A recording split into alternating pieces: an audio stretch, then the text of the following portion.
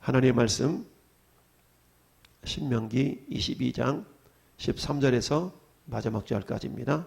신명기 22장 13절에서 마지막 절, 구약 295페이지입니다. 봉독하겠습니다. 누구든지 아내를 맞이하여 그에게 들어간 후에 그를 미워하여 비방거리를 만들어 그에게 누명을 씌워 이르되 내가 이 여자를 맞이하였더니 그와 동침할 때에 그가 처녀임을 보지 못하였노라 하면 그 처녀의 부모가 그 처녀인 표를 가지고 그 성문 장로들에게로 가서 처녀의 아버지가 장로들에게 말하기를 내 딸을 이 사람에게 아내로 주었더니 그가 미워하여 비방거리를 만들어 말하기를 내가 네 딸에게서 처녀임을 보지 못하였노라 하나 보라 내 딸의 처녀의 표적이 이것이라 하고 그 부모가 그 자리 옷을 그 성읍 장로들 앞에 펼칠 것이요 그 성읍 장로들은 그 사람을 잡아 때리고 이스라엘 처녀에게 누명을 씌움으로 말미암아 그에게서 은 100세겔을 벌금으로 받아 여자의 아버지에게 주고 그 여자는 그 남자가 평생에 버릴 수 없는 아내가 되게 하려니와 그 일이 참되어 그 처녀에게 처녀의 표적이 없거든 그 처녀를 그의 아버지 집 문에서 끌어내고 그 성읍 사람들이 그를 돌로 쳐 죽일지니 이는 그가 그의 아버지 집에서 창기의 행동을 하여 이스라엘 중에서 악을 행하였음이라. 너는 이와 같이 하여 너희 가운데서 악을 제할지니라. 어떤 남자가 유부녀와 동침한 것이 드러나거든 그 동침한 남자와 그 여자를 둘 다 죽여 이스라엘 중에 악을 제할지니라. 처녀인 여자가 남자와 약한 후에 어떤 남자가 그를 성읍 중에서 만나 동침하면 너희는 그들을 둘 다 성읍 문으로 끌어내고 그들을 돌로 쳐 죽일 것이니 그 처녀는 성 안에 있으면서도 소리 지르지 아니하였으며 그 남자는 그 이웃의 아내를 욕보했습니다. 너는 이같이 하여 너희 가운데서 악을 제할지니라. 만일 남자가 어떤 약혼한 처녀를 들여서 만나서 강간하였으면 그 강간한 남자만 죽일 것이요 처녀에게는 아무것도 행하지 말 것은 처녀에게는 죽일 죄가 없습니다. 이 일은 사람이 일어나 그 이웃을 쳐 죽인 것과 같은 것이라. 남자가 처녀를 들여서 만난 까닭에 그 약혼한 처녀가 소리 질러도 구원할 자가 없었음이니라. 만일 남자가 약혼하지 아니한 처녀를 만나 그를 붙들고 동침하는 중에 그 두 사람이 발견되면 그 동침한 남자는 그 처녀의 아버지에게 은 50세겔을 주고 그 처녀를 아내로 삼을 것이라. 그가 그 처녀를 욕보했은즉 평생에 그를 버리지 못하리라. 사람이 그의 아버지의 아내를 취하여 아버지 하체를 드러내지 말지니라. 아멘. 거룩하신 아버지 하나님, 오늘 우리의 모든 연약한 것들을 주님 보혈로 덮습니다. 오늘도 읽은 말씀을 통하여 우리에게 깨달음이 있게 하시고 하나님 그 말씀이 우리에게 능력이 되게 도와주옵소서. 예수님 이름으로 기도드리옵나이다. 아멘. 할렐루야. 여러분, 우리가 결혼 주례를 서는 그 주례사를 듣게 되면 요즘이야 그렇지 않지만 예전에는 이런 말이 반드시 들어갔습니다. 흰 머리, 검은 머리, 팥불이 될 때까지 서로 사랑하며 살아라 라고 말합니다. 소위 말해서 백년 해로라는 말로 표현할 수가 있습니다. 검은 머리 때 결혼해서 흰 머리가 될 때까지 서로 사랑하며 살아간다는 것은 굉장히 아름다운 일입니다. 여러분, 우리 대한민국 작년 한 해 동안 결혼한 국민의 혼인 건수가 21만 4천 건이었습니다. 전년 대비 약 2만 6천 건이 줄어들어서 10.7%가 감소했습니다. 그리고 인구 1000명당 이혼 건수를 의미하는 조혼인율이라고 하는데요. 4.2건이었고요. 전년보다 물론 0.5건이 줄었습니다. 그리고 이에 반해서 이혼 건수는 10만 7천 건으로 전년 대비 4천 건이 줄었지만 인구 1000명당 이혼 건수인 조이혼율은 2.1건입니다. 여러분, 단순하게 비교한다면 우리 이혼율은 어떻게 됩니까? 이혼율은 혼인율에 비해서 딱 절반입니다. 21만 4천 건이 혼인한 반면 10만 7천 건이 이혼을 했기 때문에 단순하게 비교한다면 이혼율이 50%라고 볼 수가 있습니다. 굉장히 높은 수치입니다. 자, 오늘 우리나라는 간통법이라는 것도 사라졌죠. 그러다 보니까 이혼할 건수들이 어찌 보면 더 많이 드러나고 있는지도 모릅니다. 예전에 있지 않았던 새로운 용어도 등장하게 되었죠. 비혼이니 졸혼이니 이런 용어들이 등장하게 되었습니다. 아예 나는 결혼하지 않고 살아가겠노라고. 나는 이제 결혼한 지 너무 오래되었기 때문에 이제 인생 말년에 좀 자유롭게 살고 싶다고 이러면서 졸혼이니 비혼이니 이런 용어들이 등장하는 것을 보면서 우리 삶 속에서 어찌 보면 씁쓸한 인생의 단면을 보는 것 같아서 참 아쉬움을 금할 수가 없습니다. 여러분, 오늘 본문은 하나님의 백성들의 성적인 순결에 대한 이야기를 하고 있습니다. 13절부터 21절은 신부의 부정이 제소된 경우에 관한 규례를 말씀하고 있습니다. 그리고 22절부터 마지막 30절까지는 성범죄 처벌에 대한 규례를 말씀하고 있습니다. 여러분, 자, 순결이라는 단어를 국어사전에서 찾아보니까 이렇게 정의하고 있습니다. 마음의 사사로운 욕망이나 그릇된 생각 따위가 없이 깨끗함이라고 첫 번째 정의를 하고 있고요. 두 번째는 이성과의 육체 관계가 없음이라고 정의하고 있습니다. 자, 이처럼 순결이라는 용어가 요즘에는 어울리지 않는 것처럼 구시대적인 단어인 것처럼 취급되어져 버리는 것이 요즘의 사회입니다. 오늘 말씀에 주님이 말씀하고 있는 거룩한 순결에 대한 규례를 이렇게 우리에게 설명해 주면서 우리는 과연 오늘날에도 오늘 본문과 같은 내용이 적용될 수 있을 것인가를 생각해 볼 때에 오늘 이 시대를 살아가는 우리에게는 이 말씀이 적용이 되지 않는 것처럼 느낌을 갖게 됩니다. 여러분, 1절부터 21절까지를 보면 13절에 누구든지 아내를 맞이하여 그에게 들어간 후에 그를 미워하여 비방거리를 만들어 그에게 누명을 씌웠다라고 말씀하고 있는데요. 여러분, 적어도 누군가를 아내로 맞이하여서 결혼할 때는 그래도 사랑하는 마음이 있었기 때문에 결혼을 하고 합방을 하지 않겠습니까? 그런데 그에게 들어간 후에 그를 미워했다라고 오늘 13절은 말씀하는데요. 그리고 어때요? 그 남자가 비방거리를 만들어서 여자에게 누명을 씌워서 내가 이 여자를 동침할 때 보니까 처녀가 아닙디다라고 이렇게 외쳐낼 수가 있다라는 이야기입니다.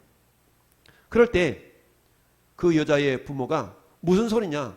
내 딸내미는 순결한 처녀다 라는 증거를 가지고 그 성읍 장로들에게 가지고 와서 보시오.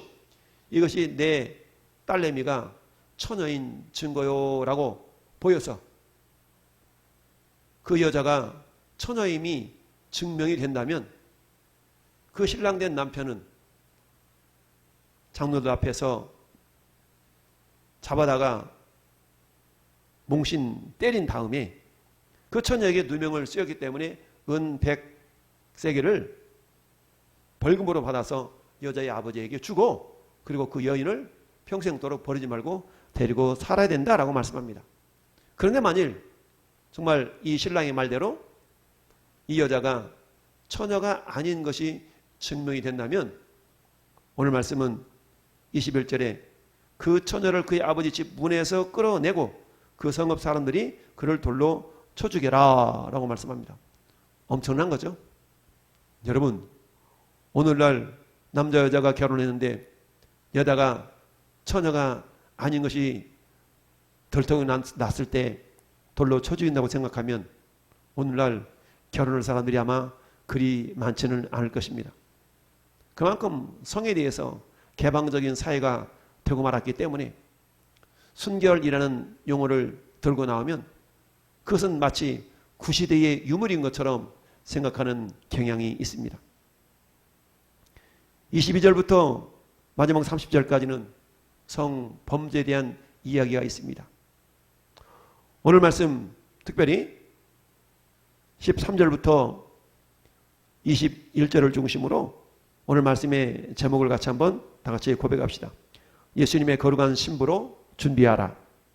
그렇습니다. 예수님의 거룩한 신부로 준비하라.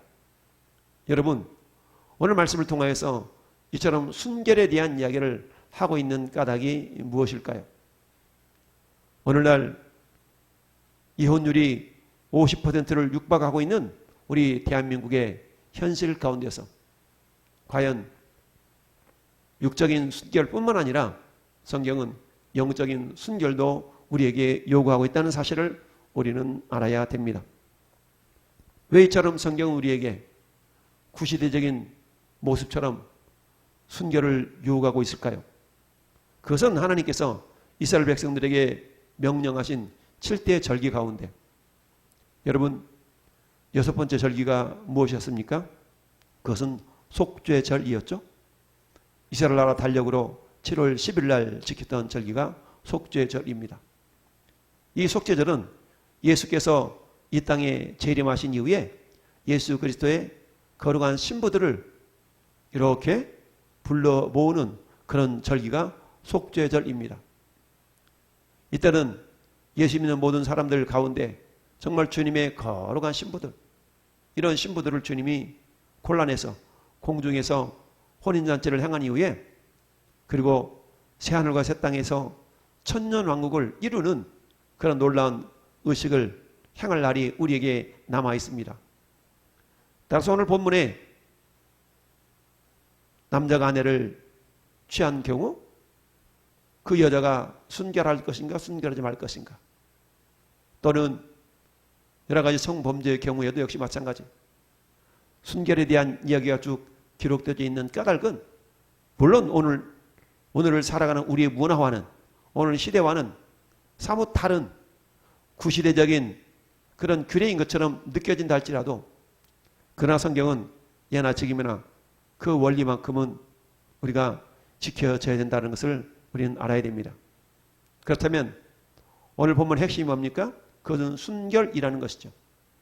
순결에 대한 정의를 국어 사전적인 의미로 살펴보긴 했지만 그러나 우리는 예수님께서 요한복음 8장에 서기관과 바리새인들이 예수님을 시험하려고 현장에서 가늠하다 잡힌 여인을 데리고 예수님 앞에 온 사건을 우리는 알고 있습니다. 서기관과 바리새인이 이렇게 얘기합니다. 선생이여, 이 여자가 간음 중에 현장에서 잡혔나이다. 그런데 보니까 율법에 의하면 이처럼 가늠하다 현장에 잡힌 여인은 돌로 쳐 죽이라 그러는데 당신 생각은 어떻소? 라고 예수님의 마음을 떠봅니다. 그런데 예수님께서는 바닥에 무엇인가 글씨로 씁니다. 그러자 서기관과 바리새인들은 계속해서 예수님이 빨리 대답을 하기를 추근대는 모습이 나타납니다. 그러면서 요한복음 8장 7절에 그들이 묻기를 맞이 아니하는지라 이에 일어나 이르되 너희 중에 죄 없는 자가 먼저 돌로 치라. 그리고 다시 몸을 굽히시고 땅에 무엇인가를 쓰셨습니다. 그들이 이 말씀을 듣고 양심의 가책을 느껴 어른으로 시작하여 젊은이까지 하나씩 하나씩 나가고 오직 예수와 그 가운데 서 있는 여자만 남았더라 라고 말씀합니다. 그러면서 예수님이 이렇게 말씀하시죠. 너를 정죄하던 자가 어디 있느냐? 다 가고 없는데요. 그래? 그렇다면 나도 너를 정죄하지 아니하노니 다음부터는 죄를 범하지 말라라고 주님의 용서의 말씀을 하시는 것을 봅니다. 여러분, 우리가 이 땅을 살아보면 죄악된 세상 속에서 죄악으로 말미암아 우리 몸이 더럽혀질 수는 있습니다. 그러나 우리는 그 어떤 죄를 지었다 할지라도 회개하고 주님께 나온 자들의 모든 연약함들은 다 사함을 받고 예수님 보혈로 거룩함을 받게 됩니다. 그러나 한번 목욕한 자가 몸에 때가 끼지 않지 않는 것처럼 한번 용서받았다 할지라도 세상은 우리를 계속적으로 죄의 유혹으로 이끌어가는 것을 봅니다. 따라서 저는 여러분들은 날마다 말씀과 기도로 무장하고 예수님의 보혈을 덧입어서 죄의 유혹으로부터 우리는 싸워 이겨야 될 것을 말씀합니다. 히브리서 기자는 이렇게 말씀합니다. 너희가 죄와 싸우기를 피 흘리기까지는 싸우지 않지 않느냐 라고 말씀합니다. 여러분, 피 흘리기까지 죄와 싸운다는 얘기는 무엇입니까? 그만큼 죄의 세력이 강하다는 것이요. 또한 죄와 싸워서 이기기 위해서는 생명을 걸고 목숨을 내어놓고 내가 죄 문제를 해결하리라는 그런 결단과 그런 의지가 우리에게 필요하다는 것을 말씀하고 있습니다. 여러분, 나팔절날 주님이 재림하시고 속죄절날 주님은 당신의 거룩한 신부들을 불러 올리십니다. 저는 여러분들을 예수님의 신부들로 데려가실 때 분명한 사실은 예수님의 신부들로 공중 혼인잔치에 불려 올려가는 자가 있는 반면에 그렇지 않냐고 이 땅에 남아있는 자들이 분명히 있다는 사실입니다. 그런데 그 기준은 무엇일까요?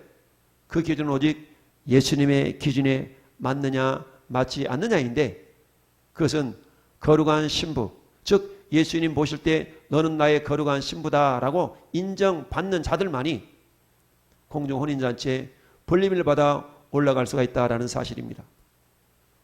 사랑하는 성도 여러분, 오늘 본문에 나타나 있는 이런 거룩에 대한, 이런 순결에 대한 규례를 말씀하고 있지만 오늘 이 시대에 이 본문을 적용시킨다면 이 말씀대로 그대로 적용되어질 사람은 많지는 않습니다.